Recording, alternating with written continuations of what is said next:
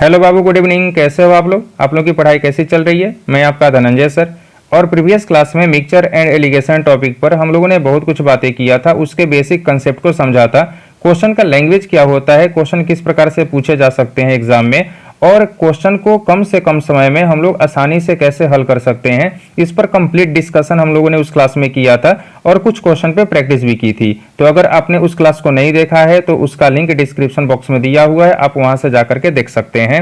अगर अभी तक आप इस चैनल पर नए हैं तो आप इस चैनल को सब्सक्राइब करना बिल्कुल ना भूलें, क्योंकि हम लोग इस चैनल पर मैथ से जुड़े हुए नए नए तकनीक और नए नए प्रयोगों की बात करते रहते हैं। और एग्जाम में जो क्वेश्चन आने वाले हैं, अपकमिंग एग्जाम में जो क्वेश्चन महत्वपूर्ण है, उस क्वेश्चन पर भी हम लोग डिस्कस करते रहते हैं। तो ये चैनल आपके लिए काफी महत्वपूर्ण है, सभी क्लासेस आपके लिए अति महत्वपूर्ण है। अब बात करते हैं आज के क्लास की। तो आज के क्लास की मैं आपको शुरुआत करूं उसके पहले मैं आपको एक सिचुएशन दे रहा हूं। मान लेते हैं कि किसी पात्र में ए लीटर शुद्ध दूध है। देखो, मिश्रण मैं नहीं बोल रहा हूं, यहां पे मैं बोल रहा हूं कि सिर्फ मिल्क है और ओरिजिनल मिल्क है। किसी पात्र में मान लेते हैं ए लीटर शुद्ध मिल्क हमारे पास है, शुद्ध दूध है। अब अगर आपसे कहा जाए कि उसमें से बी लीटर दूध आप निकालो, बी लीटर दूध निकालकर उतना ही पानी मिला दिया गया, बी लीटर दूध निकालकर उतना ही पानी मिला दिया गया, तो अब यह एक मिश्रण हो जाएगा। और यह प्रक्रिया मान लेते हैं कि आपने एन बार दोहराई, यह प्रक्रिया बार बार आप अब कर रहे हो, बार बार दोहरा रहे हो, एन बार आप अगर इस पूरे प्रक्रिया को रिपीट कर रहे हो, तो अब अगर आपसे पूछा जाए कि तो अब उस पात्र में कितना लीटर शुद्ध दूध होगा, यानी कि अब तो वह एक मिश्रण हो जाएगा। उस मिश्रण में केवल अब मिल्क नहीं रहेगा, मिल्क और वाटर दोनों ही होंगे। अब आपसे पूछा जाए कि उस मिश्रण में अब जो मिल्क, ओरिजिनल जो मिल्क है, अब वह कितना बचा हुआ होगा, तो आप इसको कैसे बना सकते हो? देखो, इसी चीज को क्वेश्चन के फॉर्मेट में जब आपसे पूछा जाता है, यदि किसी पात्र में ए लीटर शुद्ध दूध है, अब उसमें से बी लीटर दूध निकालकर उतना ही पानी मिला दिया गया, यही प्रक्रिया एन बार दोहराई गई, तो अब उस पात्र में कितना लीटर शुद्ध दूध होगा। इस तरह के जब क्वेश्चन को हल करना होता है तो यहाँ पर जितना प्रारंभिक मात्रा दिया हुआ है, पहले ए लीटर दिया हुआ है, इस ए को नोट कर लेते हैं, ब्रैकेट ए के स्टार्ट करते हैं, 1 माइनस लिखते हैं, और यहाँ पे जितना लीटर दूध अभी निकाला गया उसको अभी हम लोग अंश के रूप में यानी कि न्यूमिनेटर बनाते हैं, और बटा में जितना प्रारंभ में मात्रा था, तो चूंकि ए लीटर था तो ए को रखेंगे और ब्रैकेट को कर लेते हैं क्लोज।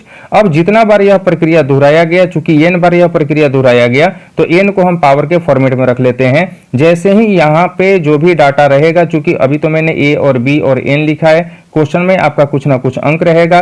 जैसे ही आप इसको हल करोगे तो यह पता चल जाएगा कि कंप्लीट मिश्रण में आपके पास जो ओरिजिनल जो अभी आपका जो दूध होगा वह कितना मिलेगा। यहाँ पर मैंने दूध का सवाल लिया है, क्वेश्चन में आपका एल्कोहल भी हो सकता है, स्प्रिट भी हो सकता है, कुछ भी हो सकता है। तो अगर ओरिजिनल जो आपका जो शुद्ध जो चीज था वह अब शेष कितना बचा हुआ है, तो आप यहां से निकाल सकते हो। अगर इसी क्वेश्चन में यह पूछा जाता कि अब मिश्रण में पानी कितना है, तब आपको पता है कि कंप्लीट मिश्रण जो ए लीटर का है और अब इसमें शेष दूध हमारा क्या है, वो तो आप निकाल सकते हो इस फॉर्मूले से। दोनों को आपस में घटा दोगे तो पानी का मात्रा भी आसानी से निकाल सकते हो। तो अब हम लोग देखेंगे कि इस पे कौन कौन से क्वेश्चन अभी तक एग्जाम में पूछे जा चुके हैं, और उसको हल करने के बाद आपका थोड़ा सा कॉन्फिडेंस और भी बिल्डअप मैं करना चाहता हूं। तो तैयार हो सभी? तो चलो अब क्वेश्चन पे चलते हैं। और आज का पहला क्वेश्चन बाबू कहता है, एक ड्रम में 80 लीटर इथेनॉल है, इस तरल पदार्थ के 20 लीटर निकाल दिए जाते हैं और उसे पानी से प्रतिस्थापित किया जाता है। इस मिश्रण की 20 लीटर मात्रा को फिर से निकाला जाता है और पानी से प्रतिस्थापित किया जाता है। अब इस ड्रम में कितना पानी मौजूद है?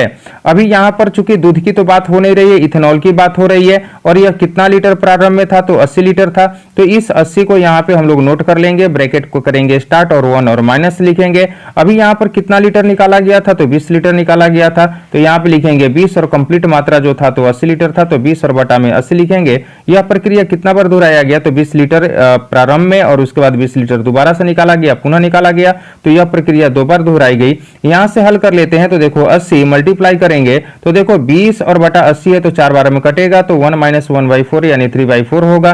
चूंकि स्क्वायर करना है तो 3 का स्क्वायर 9 होगा, 4 का स्क्वायर क्या होगा 16। 16 से 80 को 5 बार में क्या कर सकते हैं कैंसिल, 5 और 9 का गुना करेंगे तो होगा 45, यानी कि अब इसमें 45 लीटर जो होगा वह इथेनॉल बचा हुआ होगा। लेकिन हमसे इथेनॉल के बारे में नहीं पूछा गया है, हमसे पानी के बारे में पूछा गया है। तो कंप्लीट जो मात्रा जो था वह 80 लीटर था और इसमें 45 लीटर इथेनॉल है, घटा लेंगे तो बचेगा अपने पास 35 लीटर, यानी अगर पानी हमको निकालना होगा तो 35 लीटर आंसर होगा। और देखो तीसरे नंबर ऑप्शन में आपका आंसर दिया हुआ है। तो बात समझ में आ रही है। चलो इसी तरह का एक दूसरा क्वेश्चन लेते हैं हम लोग, और यहाँ पर कहता है कि एक बर्तन में 20 लीटर एसिड है, उसमें से 4 लीटर एसिड निकालकर उसके स्थान पर उतनी ही मात्रा में पानी डाल दिया जाता है, फिर उसमें से 4 लीटर मिश्रण निकाल लिया जाता है और बर्तन में उतनी ही मात्रा में पानी डाल दिया जाता है। बर्तन में बचे एसिड की मात्रा और प्रारंभ में एसिड की मात्रा का अनुपात क्या होगा। यहाँ पे प्रारंभ में कितना बोला गया 20 लीटर, तो इस 20 को यहाँ पे हम लोग नोट कर लेंगे, ब्रैकेट को यहाँ पे स्टार्ट करेंगे, 1 माइनस लिखेंगे, कितना लीटर निकाला गया तो 4 लीटर, तो 4 को रखेंगे और बटा में कंप्लीट मेरे पास 20 लीटर था, ब्रैकेट को क्लोज करेंगे। ये प्रक्रिया कितना बार तो 4 लीटर और उसके बाद दोबारा से 4 लीटर, यानी प्रक्रिया 2 बार स्टार्ट किया गया। इसको यहाँ पे हल करेंगे, तो अगर इसको जैसे ही आप हल करोगे तो आपको यहाँ पर मिलेगा। अब हल करना आप चूंकि समझ गए हो तो मैं यहाँ पे डायरेक्ट लिख रहा हूँ, यहाँ पे 64/5 लीटर होगा, यानी कि अभी यहाँ पे 64/5 लीटर क्या होगा, तो चूंकि एसिड की बात हो रही है तो एसिड ही तो होगा। अब कह रहा था कि बर्तन में जो बचा हुआ एसिड है, तो बर्तन में बचा हुआ एसिड कितना हो गया, तो 64/5 हो गया, और इसका आपको अनुपात लेना है, और किससे, तो प्रारंभ में जितना एसिड था, तो प्रारंभ में तो 20 लीटर था, तो 20 से इसका अनुपात हमको लेना है। यहां से आप इसको हल कर लेना। अगर इसको हल करोगे, काफी आसान सा मामला होता है इसको हल करना, यानी आपका आंसर होगा 16/25 का, जो कि तीसरे नंबर ऑप्शन में दिया हुआ है, यानी 16:25 यह बिल्कुल करेक्ट आंसर होगा। आगे बढ़ते हैं बाबू और क्वेश्चन नंबर 3 लेते हैं। यहां पर कहता है कि शुद्ध एसिड से पूरे भरे हुए पात्र में 10 लीटर एसिड है, जिसमें से 2 लीटर निकाल लिया गया और उसके बाद उसमें पानी भर दिया जाता है, फिर 2 लीटर मिश्रण उसमें से निकाल लिया जाता है और पात्र को फिर पानी से भर दिया जाता है। पात्र में बचे हुए एसिड और उसकी प्रारंभिक मात्रा का अनुपात क्या होगा। प्रारंभ में कितना बोला गया, 10 लीटर बोला गया, तो 10 को रख लेंगे, ब्रैकेट स्टार्ट करेंगे, 1 लिखेंगे, माइनस लिखेंगे। अभी इसमें से निकाला कितना गया, तो 2 लीटर निकाला गया, तो 2, और प्रारंभिक कितना था, तो 10 था, तो 2/10, और ब्रैकेट को क्लोज करेंगे। कितना बार प्रक्रिया दोहराया गया, तो 2 लीटर निकाला गया था, दोबारा से 2 लीटर निकाला गया था, तो 2 बार यह प्रक्रिया दोहराई गई, तो पावर में यहाँ पे मैं 2 लिखूंगा। अभी इसको अगर हल करोगे तो आपके पास शेष कितना बचेगा, तो 32 और बटा में 5। अब देखो 32/5 लीटर अभी आपके पास बचा हुआ है, और इसका आपको अनुपात लेना है। प्रारंभिक जो मात्रा थी, तो प्रारंभिक मात्रा 10 थी। यहां से आप आसानी से हल कर सकते हो। अगर हल करोगे तो यहां भी आंसर होगा 16:25 का, जो कि चौथे नंबर वाले ऑप्शन में दिया हुआ है। तो आई थिंक कि अब आपको यह जो फॉर्मूला जो मैंने आपको दिया, इस पे जो 3 सवाल बने, अब आपका कंसेप्ट क्लियर हो रहा होगा। आप लोग मुझे कमेंट करके बताना कि ये पूरा का पूरा जो क्लास है आपको समझ में आया कि नहीं आया। मैं प्रत्येक क्लास में आपका एक टाइप क्लियर करवाना बस चाहता हूं।